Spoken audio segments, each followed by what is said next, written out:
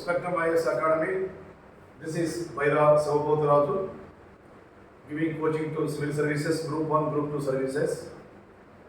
ఇదే నేపథ్యంలో మనం గతంలో కాన్స్టిట్యూషనల్ హిస్టరీ మీద కొన్ని వీడియోస్ చేయడం జరిగింది.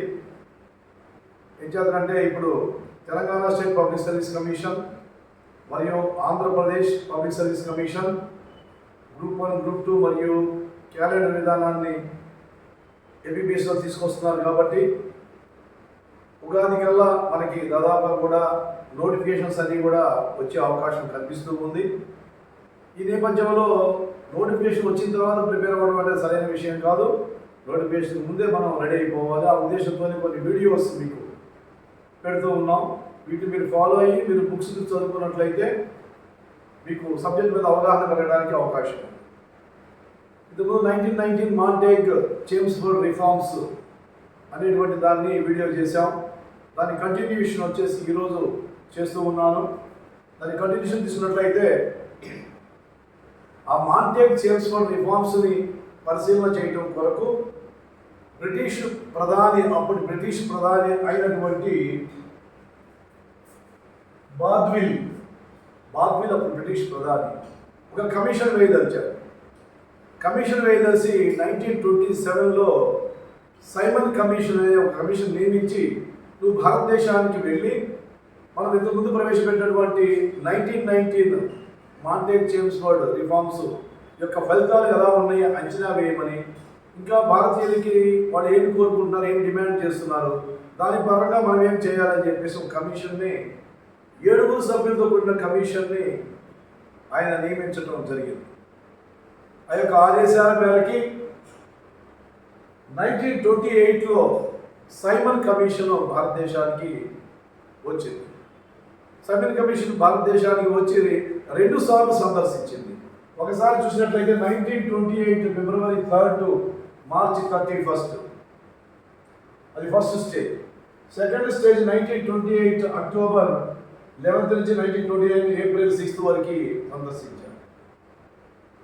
దీని యొక్క రిపోర్ట్ సందర్శించి ఇక్కడ వాళ్ళు ఏమి కోరుకుంటున్నారు, మనం ఏమి ఇవ్వాలి, ప్రభుత్వం ఎట్లా ఉంది, ప్రభుత్వం ఎలా మార్పులు చేయాలి అనేటువంటి యొక్క నివేదికని 1930లో బ్రిటిష్ ప్రభుత్వానికి సైమన్ సబ్మిట్ చేయడం జరిగింది.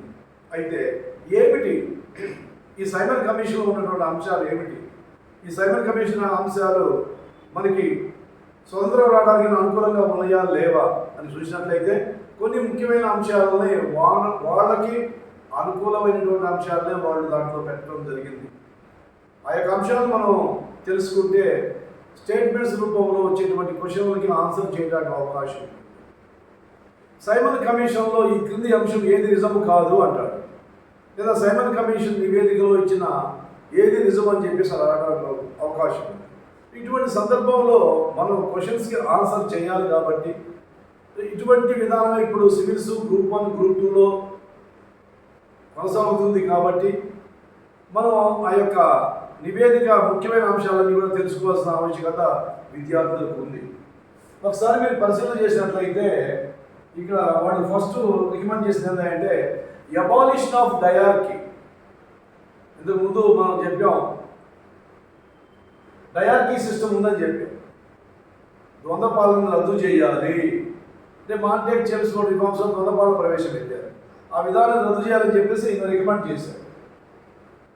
రెండో అంశం ఏంటంటే self economy to the Indians in Indian administration, అంటే ప్రభుత్వ పాలనలో భారతీయులకి స్వయం ప్రతిపత్తి కల్పించాలి. ఇది ఒకటి కొంచెం మనకి పాజిటివ్గా ఉంది. ఇక మూడో అంశం చూసినట్లయితే membership increase in state councils, అంటే రాష్ట్ర మండలిలో మెంబర్షిప్ని పెంచాలి. దానివల్ల ఏమిటాయంటే రాష్ట్ర సమస్యలను అర్థం చేసుకొని పైకి నివేదికలు పంపి తద్వారా ఏంటంటే సమస్య పరిష్కారాన్ని పొందవచ్చు. ఇదొక అంశాన్ని మెన్షన్ చేశారు. 4 వచ్చేసి ఆల్ ఇండియా ఫెడరల్ సిస్టాన్ని ఇంట్రడ్యూస్ చేయాలి. అంటే సమాఖ్య అనేటువంటి పదము మొట్టమొదటిసారిగా బ్రిటిష్ రాజ్యాంగ చరిత్రలో మనకి ఎక్కడ ప్రారంభమైందంటే సైమన్ కమిషన్ నివేదికలోనే ప్రారంభమైంది. తర్వాత 1935 ఇండియన్ గవర్నమెంట్ యాక్ట్లో దాన్ని తీసుకొచ్చి తర్వాత భారతదేశానికి స్వతంత్రం వచ్చిన తర్వాత భారత రాజ్యాంగంలో సమైక్య విధానానికి మనం పెద్దపీట వేశాం. సమైక్య విధానం చాలా స్పష్టమైన విధానం. స్థానిక పరంగా, రాష్ట్ర పరంగా ప్రభుత్వాలు పటిష్టమైనటువంటి పాలనతో సంక్షేమాన్ని ఏర్పాటు చేయాలంటే ఫెడరల్ సిస్టమ్ ఉండాలి. ఇంతకుముందు ఈ ఫెడరల్ సిస్టమ్ అని లేదు. దీనికి ఆపోజిట్ సిస్టమ్ ఏంటంటే యూనిటరీ సిస్టమ్. అంటే అప్పుడు దాకా కొనసాగుతున్నటువంటి యూనిటరీ వ్యవస్థని ఫెడరల్ సిస్టమ్గా మార్చాలని చెప్పి ఒక మంచి రికమెండేషన్ సైన్ చేయడం జరిగింది. This is good for Indian administration. తర్వాత మరి ఓటు హక్కు ఎట్లా ఉంది? ఓటు హక్కు చూసినట్లయితే జమీందారులకి, సంపన్నులకి, విద్యావేత్తలకి, మరి కొంతమందికి మాత్రమే ఓటు హక్కు ఉంటూ వచ్చింది. దాన్ని అడల్ట్ ఫ్రాంచైజ్ అని చెప్పేసి అంటాం. అంటే వయోజన ఓటింగ్ పద్ధతి. అంటే సత్యం ఒక ఏజ్ తీసుకొని ఆ ఏజ్ ప్రకారం ఈ ఏజ్ పూర్తయిన వాళ్ళందరూ కూడా వాళ్ళ యొక్క ప్రతినిధిని ఎన్నుకోవచ్చు అనేటువంటి విధానాన్ని ప్రపోజ్ చేస్తే అది అట్ ప్రజెంట్ వీలు పడదో దాన్ని కాల పరిణామంగా విస్తృతం చేసుకుంటూ వస్తామని చెప్పేసి అలా చేశారు. దాన్ని అంటే అదొక ఫ్రాంచైజీ అనేది ఇవ్వలేదు. తర్వాత అంతకుముందు మనకి కమ్యూనల్ రిప్రజెంటేషన్ ఉంది. ఏ కమ్యూనిటీకి ఆ కమ్యూనిటీ వాళ్ళు వాళ్ళ యొక్క ప్రతినిధిని ఎన్నుకునే విధానం ఉంది. మరి దాన్ని మార్చమని చెప్పేసి కూడా ప్రతిపాదనలు ఉన్నాయి. కానీ దాన్ని ఇప్పుడు ఇమీడియట్గా మార్చడానికి అవకాశం లేదు. దాన్ని కొనసాగింపుకే అవకాశం ఇచ్చారు. ఈ విధంగా ఈ యొక్క 6-7 రకాల అంశాలతో సైమన్ కమిషన్ తన నివేదికను బ్రిటిష్ ప్రభుత్వానికి 1930లో సబ్మిట్ చేసింది. మరి భారతీయులు సైమన్ కమిషన్ పట్ల ఎలా ఉన్నారు అని చూసినట్లయితే ముఖ్యంగా కూడా భారతీయులకు సైమన్ కమిషన్ పట్ల పాజిటివ్ లేదు, కంప్లీట్ నెగటివిటీ వచ్చింది. కారణం ఏంటయ్యా అంటే దానిలో ఉన్నటువంటి సభ్యులందరూ కూడా ఆంగ్లేయులే. భారతీయులకి ఎవరికి కూడా అవకాశం కల్పించకుండా భారతదేశ ప్రజల యొక్క సమస్యలు ఎట్లా తెలుస్తాయి, ఇది సరైన కమిషన్ కాదని ముందుగానే భావించారు. కాబట్టే మనకి సైమన్ కమిషన్కి ఆపోజిట్గా మనకి పంజాబ్ కేసరి అని పిలువబడేటువంటి లాలా లజపతి రాయ్ గారు అక్కడ మనకి ఉత్తర భారతదేశంలో ఉద్యమాన్ని ప్రారంభించాడు. ఉద్యమాన్ని ప్రారంభించి సైమన్ కమిషన్కి ఎదురు తిరిగి లాఠీ దెబ్బలతో తర్వాత ఆయన మరణించడం జరిగింది.